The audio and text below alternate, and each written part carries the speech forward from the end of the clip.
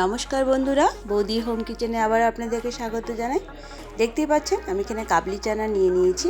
আমি এটা আগের দিন রাত্রিবেলা ভিজিয়ে রেখেছিলাম। এখন আবারও ভালো করে জল দিয়ে ধুয়ে নিচ্ছি। এর সাথে যেটা আমি ব্যবহার করব সেটা হচ্ছে, এখানে আছে পাঁঠার মাংস।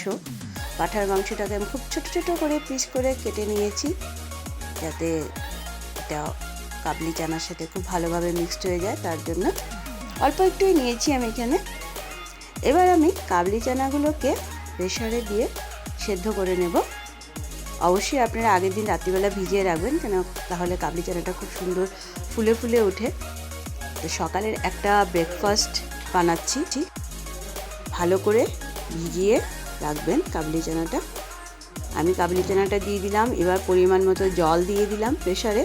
এবার আমি এই পাঁঠার মাংসের পিসগুলো এর মধ্যে দিয়ে দিচ্ছি।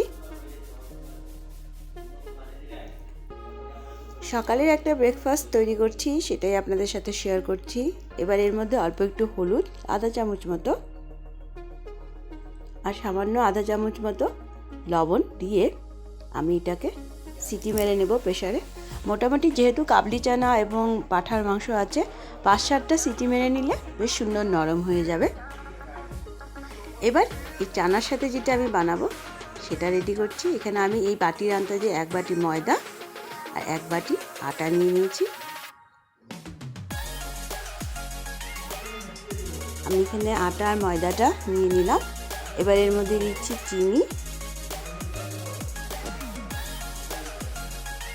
চিনি দেওয়ার পর আমি এর মধ্যে দিয়ে দেব লবণ,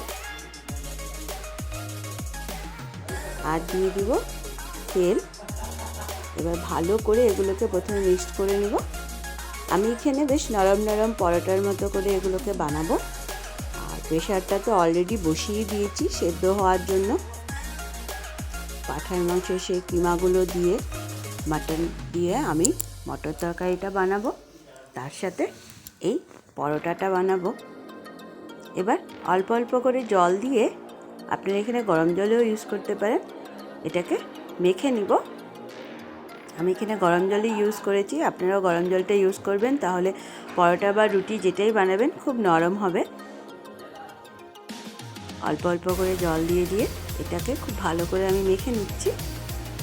তো বন্ধুরা, আপনারা যারা যারা আমাদের চ্যানেলটিকে দেখছেন অবশ্যই লাইক করুন, শেয়ার করুন আপনাদের বন্ধুবান্ধবদের সাথে। এই দেখুন আমার এটা মাখা হয়ে গেল, আমি এটাকে ঢেকে রাখছি। এইদিকে আমার এই মটর আর পাঁঠার মাংসের কিমাগুলো বেশ কিন্তু সেদ্ধ হয়ে গেছে সুন্দর। এবার চলুন এটা রেসিপিটা বানানো যাক। তার জন্য আমি যা নিয়েছি সেটা আপনাদের দেখিয়ে দিচ্ছি। আমি এখানে পেঁয়াজ নিয়ে নিয়েছি আর নিয়ে নিয়েছি টমেটো পেস্ট করে। এবার কড়াইটা বসিয়ে দিলাম। কড়াইয়ে আমি তেলও দিয়ে দিয়েছি। এবার এর মধ্যে দিয়েছি একটা তেজপাতা। এবার পেঁয়াজের পেস্ট দিয়ে দিলাম। আমি পেঁয়াজটাকে মিক্সিতে পেস্ট করে নিয়েছি। পেঁয়াজের পেস্ট দিয়ে দিলাম। এবার পেঁয়াজটাকে খুব ভালো করে একটু ভেজে নিতে হবে।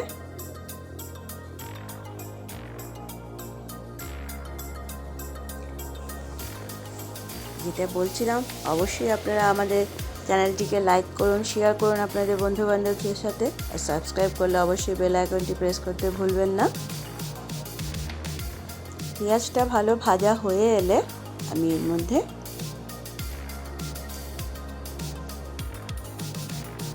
দিয়ে দিচ্ছি আদা রসুনের পেস্ট। 2 চামচ মতো আদা রসুনের পেস্ট এখানে আমি ইউজ করেছি। এবার আবারও ভালো করে আদা রসুনের পেস্ট আর পেঁয়াজটাকে ভেজে নিতে হবে, যাতে কাঁচা গন্ধটা চলে যায়। দেখুন সুন্দর ভাজা হয়ে যাচ্ছে আস্তে আস্তে। এবার এর মধ্যে আমি গুঁড়ো মশলাগুলো দিয়ে দিচ্ছি। গুঁড়ো মশলার কিছুই নেই, নর্মাল হলুদ গুঁড়ো পরিমাণ মতো দিয়ে দিলাম। দিয়ে দিচ্ছি লঙ্কার গুঁড়ো, ঝাল আপনারা যে যে পরিমাণে খেতে চান মটর তরকারিতে সেই অনুযায়ী দেবেন। এবার দিয়ে দিচ্ছি জিরে গুঁড়ো 1 চামচ মতো, আর দিয়ে দিচ্ছি ধনিয়া গুঁড়ো আধা চামচ মতো। এবার সামান্য একটু জল দিয়ে ভালো করে মশলাটাকে ভেজে নেব। যতক্ষণ না পর্যন্ত মশলাটা ভালো ভাজা হচ্ছে ততক্ষণ আপনাদের কিন্তু ভাজতে হবে, কেননা মশলা যত ভালো ভাজা হবে রেসিপির টেস্টটা তত বেশি হবে। অবশ্যই মিডিয়াম স্টিম রেখে মশলাটাকে খুব ভালো করে ভেজে নেবেন। হাই স্টিমে মশলা ভালো ভাজা হবে না, পুড়ে যাবে। অবশ্যই গ্যাসের স্টিমটা মিডিয়ামে রেখে মশলাটা ভালো করে ভেজে নিন। এবার এর মধ্যে টমেটোর পেস্টটা দিয়ে দিচ্ছি আমি, দিয়ে ভালো করে মিক্সড করে নিলাম।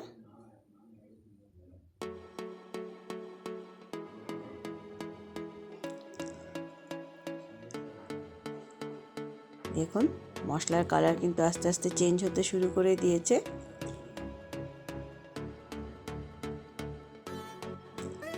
এবার এর মধ্যে দিয়ে দিচ্ছি পরিমাণ মতো লবণ। যেহেতু মটর সিদ্ধ করার সময় লবণ দেওয়া হয়েছিল, তাই অবশ্যই লবণটা বুঝে আপনারা ইউজ করবেন। আবারও সব কিছু ভালো করে মিশিয়ে নিয়েছি। দেখুন আমার মশলাটা কিন্তু খুব সুন্দর ভাজা হয়ে এসছে এবং সাইড দিয়ে আস্তে আস্তে তেল ছাড়তে শুরু করে দিয়েছে। কালারটাও সুন্দর চেঞ্জ হয়ে গেছে। সেই জন্যই বলেছি গ্যাসের স্টিমটা মিডিয়ামে রেখে মশলাটাকে ভালো করে ভেজে নিন।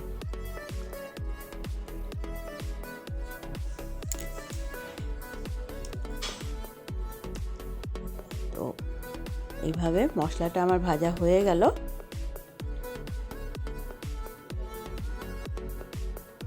দেখুন জলটা পুরো শুকিয়ে গেছে কিন্তু মশলার।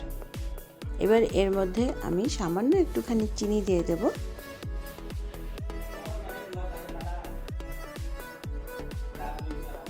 এবার চিনিটাকেও মিক্সড করে দিচ্ছি।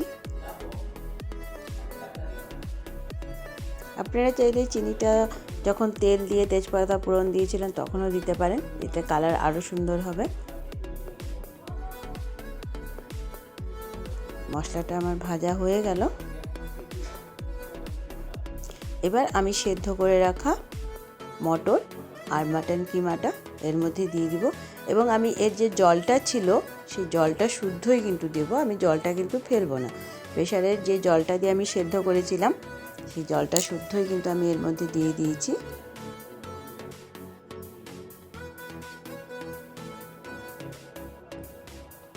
তো আমার এই রেসিপিটা অলমোস্ট কিন্তু হয়ে এসছে।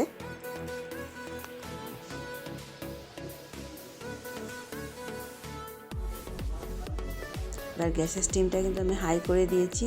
এই দেখুন পুরো টকবক করে ফুটে উঠেছে। মাটন কিমা দিয়ে কাবলি চানার এই রেসিপিটা তো তৈরি হয়ে গেল পরোটার সাথে খাওয়ার জন্য। একটু মটরগুলোকে ভেঙে ভেঙে দিচ্ছি আমি খুন্তি দিয়ে চেপে চেপে, তাহলে বেশ একটা গ্রেভি টাইপ হয়ে যাবে। যেহেতু আমি আলু ইউজ করিনি, আপনারা চাইলে আলু এখানে ছোটো ছোটো করে কেটে একবারে সেদ্ধ করে নিতে পারেন, আলুও দিতে পারেন, কিন্তু আমি আলুটা ইউজ করিনি। আমি একটুখানি কাবলি চানাগুলোকে খুন্তি দিয়ে চেপে চেপে ভেঙে দিয়েছি। এবার এর মধ্যে দিয়ে দিচ্ছি 1 চামচ মতো গরম মশলা। ব্যাস আমার এই রেসিপি একদম রেডি। মাটর কিমা রেসিপিটা একদম রেডি হয়ে গেছে। এবার এটাকে আমি আস্তে আস্তে নামিয়ে নেব গ্যাসটা অফ করে।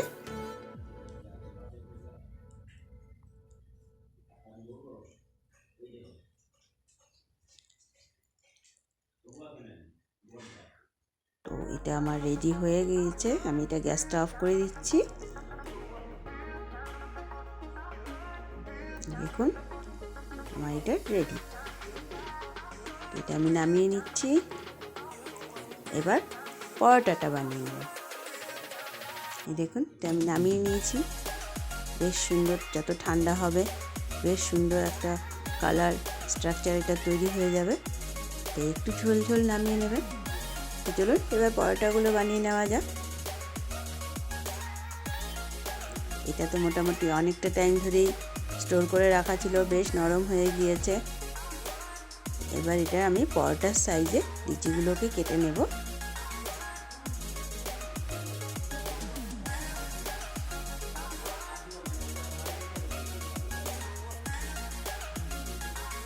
এই দেখুন পরোটা যেভাবে করে সেভাবে বড় বড় করে লিচিগুলো আমি কেটে নিচ্ছি।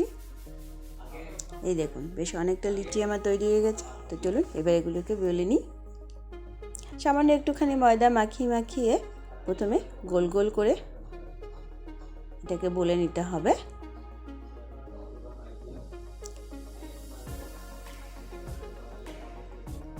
এই দেখুন এইভাবে গোল করে একটু বড় করে বলে নিয়ে তারপর এটাকে আমি ফোল্ড করব।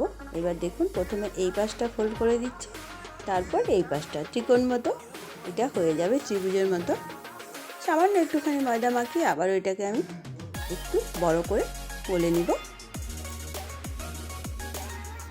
এই দেখুন ব্যাস রেডি হয়ে গেল নরম নরম পরোটাগুলো। এবার এগুলোকে ভেজে নিব আমি।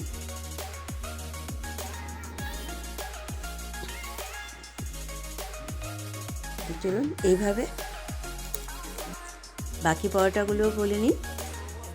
বড় বড় গোল গোল করে প্রথমে রুটির মতো বলে নিয়ে তারপর ত্রিভুজের আকারে এটাকে ফোল্ড করে নিলেই তৈরি হয়ে যাবে চিকনি পরোটাটা।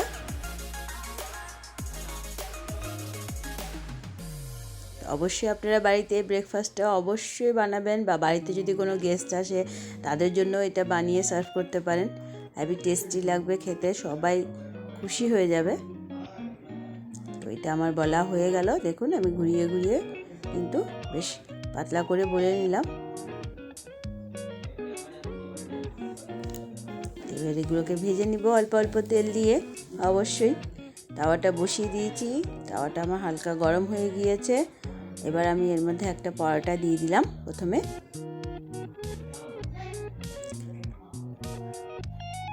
এক চামচ মতো তেল দিয়ে দিলাম।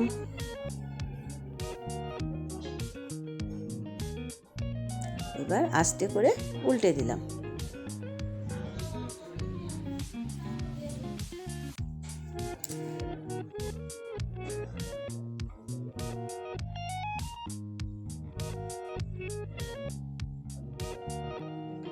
এইভাবে উল্টে পাল্টে লাল লাল করে পরোটাগুলোকে ভেজে নিলেই তৈরি হয়ে যাবে আমার এই নরম নরম পরোটাগুলো। আর তার সাথে কাবলি চানা আর মাটন কিমার সেই রেসিপিটা তো রেডি হয়েই গেছে। দেখুন পরোটাগুলো বেশ ফুলে ফুলে উঠছে কিন্তু।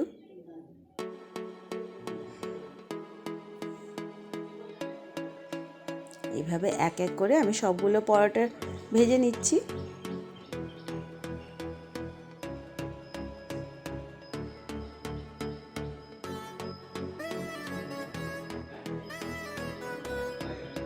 একটু লাল লাল করে পরোটাগুলো ভাজলে বেশ ভালোই লাগে। অবশ্যই চেষ্টা করবেন একটু লাল লাল করে ভেজে নিতে। দেখুন কি সুন্দর ফুলে ফুলে উঠছে কিন্তু পরোটাগুলো।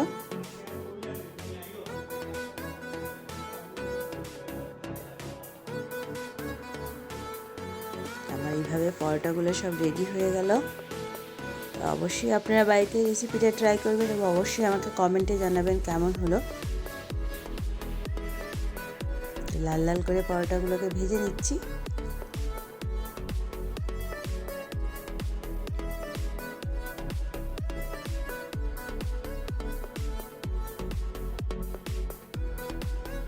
দেখুন রেডি হয়ে গেছে আমার এই ব্রেকফাস্ট রেসিপি।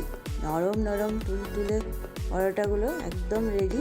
তার সাথে একটা ডিম সেদ্ধ আর এই কাবলি চানার কিমা তরকারিটা তো ব্যাস জমে যাবে। তো বন্ধুরা এটা অবশ্যই বাড়িতে ট্রাই করবেন। আবারও দেখা হবে নতুন একটা ভিডিওর সাথে। ততক্ষণের জন্য ধন্যবাদ।